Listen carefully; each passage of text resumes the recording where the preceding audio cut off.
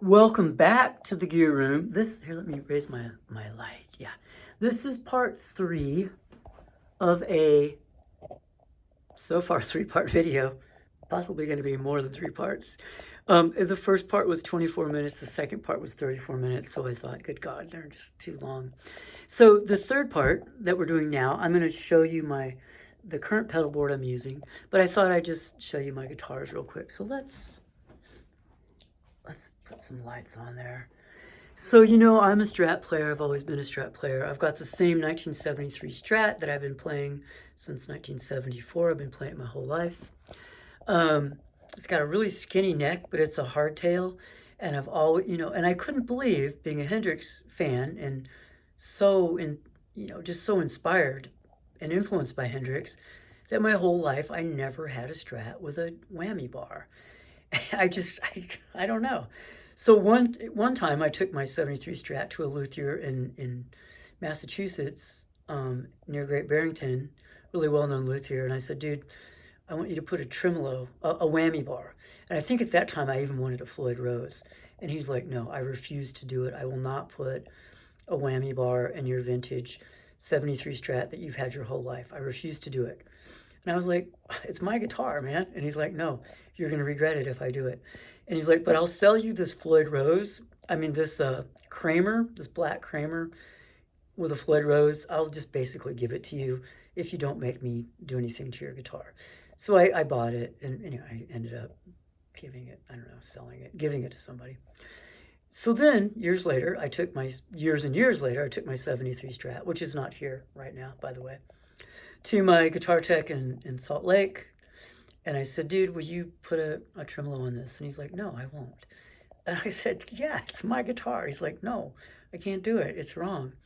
And he said, I'll tell you what. And this is how I met him, actually. I didn't even know him then. This was the first time we met. He's like, if you make me not do that, or if you don't make me do that, we'll build you like a guitar. And I was like, okay. So we go online, and we go to Warmouth, and he helps me pick out this chambered body and this Warmouth neck. And then I talked to Lindy Fralin, who hooks me up with these split rail, noise canceling pickups. And then we put, locking tuners, and we got the reverse headstock neck because I'd been seeing Jeff Beck. I just saw Jeff Beck, and he was playing one, and who doesn't secretly want a reverse headstock neck? And then we did the Callahan tremolo. So we built this guitar, and when we built it, we put the neck from my 73 Strat on here originally because I have little hands, and I was so used to that skinny little neck. So it was this guitar, but with the 73 Strat neck, and then we took this neck and put it on my 73 Strat. But my wife walked into my music room one day, and she's like, no, you can't. So I put my 73 Strat back to original, and then Ray, my guitar tech, who's just amazing guitar tech, literally took that neck and got a mold of it, and then took this neck and shaved it down to match that neck. So this is basically the same skinny neck, but with noise canceling pickups and a whammy bar, and I love it. But a friend of mine, I was playing, actually an acquaintance of mine, I was playing his guitar, and I was like, oh my God, what is this? And he's like, it is a Tom Anderson, and once you play one, you'll never be satisfied with anything else. And he was right. So I was looking online, trying to find used ones, and I found one. But again, I need a skinny neck, right? So I called Tom Anderson, and I was like, I found this guitar, one of your guitars, but I don't know. Is this the skinny neck model? And he's like, no, it's not. And he's like, how much is it? And I told him, he's like, dude, I'll make you a brand new one, any one you want for that same price. And I was like, what? And he did. And I will never, ever, ever need to own another guitar. Period. End of statement. This is it. This is my holy grail, and I mean that. I can say that with certainty. I love this one I built. I love my 73, but that is my guitar forever. It had noise canceling pickups on it, and they were great. But I heard my friend who had Kinman noise canceling pickup on his Strat. He had the David Gilmour model Kinman noise canceling pickups. And compared to the Kinmans, the pickups that came on this, as my friend put it, sounded like there was a blanket over my guitar. Just, I mean, no offense to Tom Anderson, because this guitar is anyone who could possibly get a Tom Anderson guitar should. But anyway, I wanted vintage pickups again. I got noise canceling pickups because when I used to gig a lot, my 73 Strat in some venues would pick up so much 60 cycle, and I like to run on stage, if not jump off of stage. And so I couldn't, there was gigs I played where I couldn't even move. I had to stand completely still because that guitar, my 73 Strat, was like an antenna for 60 cycle hum. And so I ended up getting noise canceling.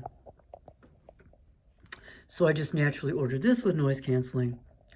And then my friend was like, well, you should get the Kinman noise cancelings. But I thought, you know what, I think I'm going to go back to vintage. So these are sliders, 57 SRV hand wound pickups. Oh my God, just shut up. That's it. So yeah, they're not noise canceling, but oh my God, I have no words for them. So there's my guitar, and there's my guitars. 73 is not here. And I ended up getting an Epiphone 339, solely so I could, because I've always wanted that maroon 335, 339 body with the f-stops. And I put Kinman noise canceling P90s in it, and oh, it sounds amazing. Not my favorite neck, not exactly my favorite guitar, but oh my God, those pickups. All right, so now let's go down to the pedal board, and let's get comfortable for a minute and talk about the pedal board. And if you were here for the other videos, then now you've run the whole spectrum. And why isn't that bright enough? I feel like it's, I don't know. Let's see how this works. I'm gonna sit down. I'm tired of standing up. Okay, so if you know anything about me, you know I'm a pedal fanatic, and I love pedals, and I used to always play with 2 amps and with stereo setups, and I would gig with 2 amps and stereo setups and heavy gear, and I don't know why I did it, but I just loved I would have like 4 delays, and just all delays going into loops, and loops going into loops going into delays, just crazy sounds. But I'm not quite like that anymore. So again, I don't want to keep pointing the finger at that pedal show or Dan and Mick. They don't know me. But man, if they did know me, they would know that I have spent a lot of money because of them. So, and I'm speaking specifically about the Schmidt array. So you probably know, of course, Schmidt arrays are very, very popular now, cutting edge pedal board. And I was using the, oh my gosh, what's the popular pedal board company? Pedal Power, Pedal Train? Whoever makes the giant, and I had the biggest one they made. It must be Pedal Train. It was enormous, giant. It took up so much floor space, and I just had it packed with pedals. And I wanted something more manageable. So I contacted Martin Schmidt, and he told him what pedals I was using. He helped me pick this out, and I'll show you in a minute. It's a split. The top opens, so there's stuff underneath too. And he actually even helped me pick out pedals to replace some of my other pedals that would work nicely on here. And I looked at getting the Gigrig G2, but it was expensive. And so Martin said, why not just get 2 of these Quartermaster 6s, QM6, QXM6. And he got them for me, so he got me a deal on them. He even put them on the board for me. So I built this board with a Quartermaster 6s, and what it does is it takes each pedal out of the loop. So when I built this board, I had probably 15 pedals on it at the time, but I'm constantly rearranging and rebuilding. And that with 15 pedals or so, even with buffers and stuff, you just get tone suck. But what these Quartermasters do is they isolate every single pedal individually. So when the pedal is not on, it's completely out of the circuit and you're not getting tone suck. So I'll show you a little bit more. And it's just, the pedal board is amazing, right? State of the art, cutting edge. It does brilliant, beautiful things. Wow. So we'll look at that more a little bit later. That wah-wah is a exotic XW1 wah. And I got it for solely because I actually have like a Clyde McCoy wah, but that's not here either. But I got this one solely because with my fuzz face, with my Analog Man sun face, my fuzz face, it doesn't really behave well with a wah-wah in front of it. And there's ways around that, but the simplest way around that was to get this wah-wah, which I think is a buffered, whatever it is, it's the wah-wah that works well with a fuzz face. And then I found out after that, without really meaning to, that it's the one that John Mayer is currently using. And I'm a fan of John Mayer as a guitarist. I mean, I love his songs in general, but I mean, I never knew anything about him other than he was some pop artist who I don't listen to pop music. But when I heard him play guitar, I was like, oh my God, who is that kid? He was like at Crossroads and he was playing Gravity. And I was just like, oh my God, are you joking? And the funny thing is, I think I either saw him or maybe it was John Hyatt. It must have been John Hyatt. Like years and years ago when John Hyatt was super young at a Ben and Jerry's festival with Andy DeFranco. Yeah. John Mayer was probably too young at that point for it to have been him. So anyway, I got this, and John Mayer uses the same one, which is cool. Polytune Mini, and I just pulled a bunch of pedals off here, literally like yesterday. But what I was using, I always change pedals, but so what I was using was, the wah-wah, and then the Polytune Mini, and then that was going into that Jackson Audio Prism preamp, and I think that was going into, let's open this up for a second. Ooh, I think that was going into this is true. That was going into this Java Boost, the Keeley Java Boost, which is sort of like the Analog Man Beano Boost, which I've actually seriously thought about getting, although I think they're pretty darn similar. But both of them are supposed to be like a range master treble booster, which way back in the day when everybody played Les Pauls into Marshalls and non-master volume amps, they would use the range master treble booster to boost the upper mids and the trebles to get more of a cutting sound. And, I don't know how popular this pedal is, but I absolutely love it. It sounds better with just a 9-volt battery, not in a power supply. It sounds less noisy.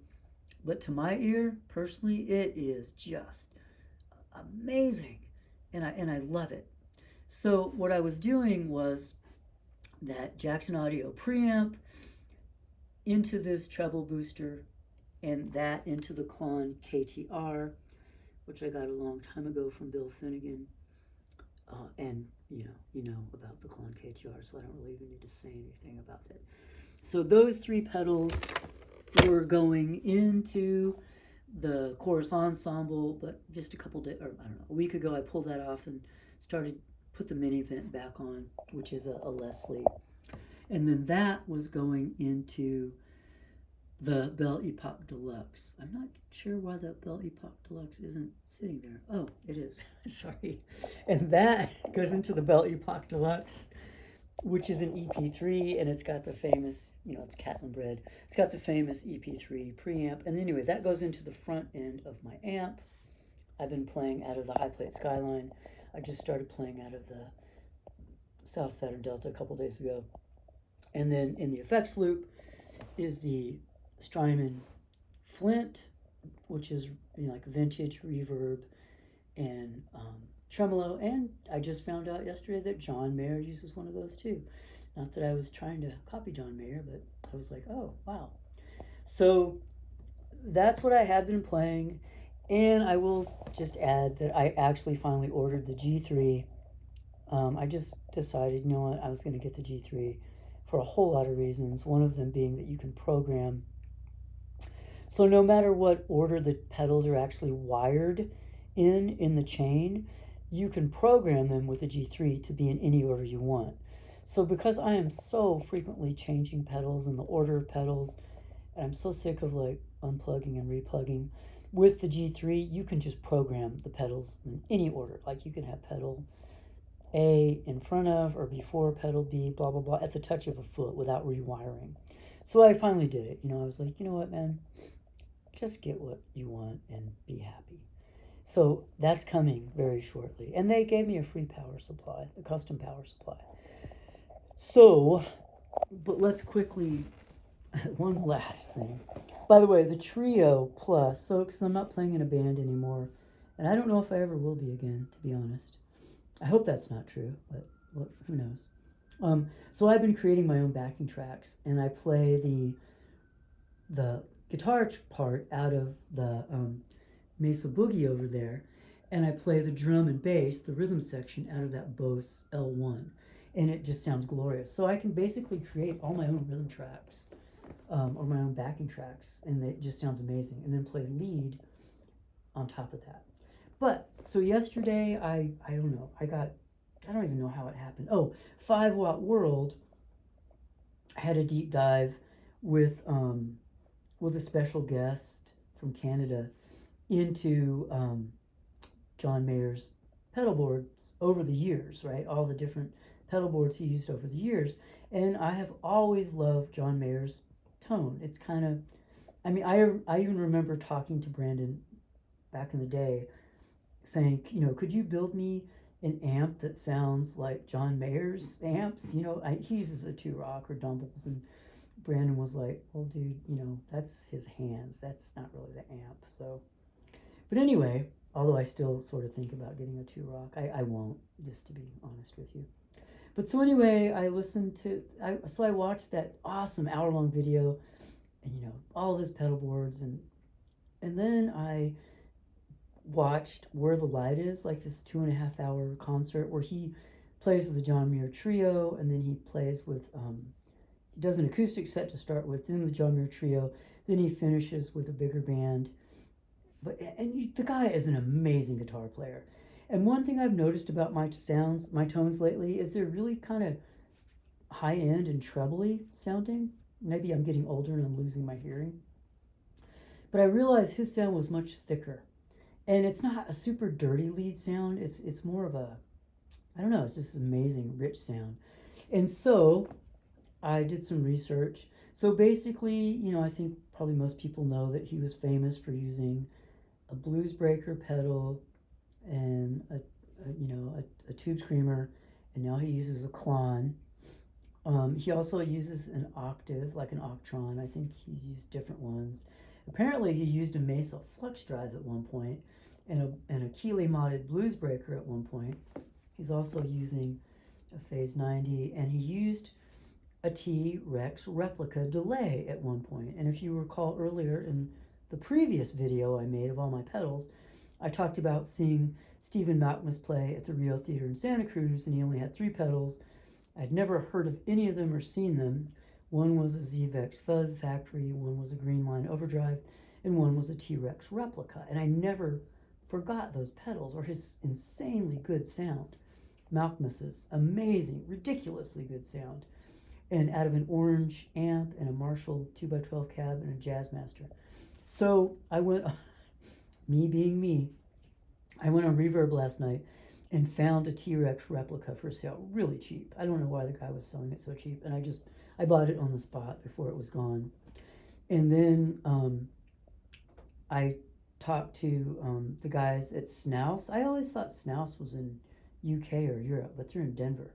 So I talked to the guys at Snouse and got on their waiting list for a Snouse Black Box, which is supposed to be a really, really good Marshall blues breaker. And of course, the Morning Glory, which you see right there, JHS, that's a Marshall blues breaker. And the King of Tone, which you saw in my previous pedal demo or tour, is also based on a blues breaker.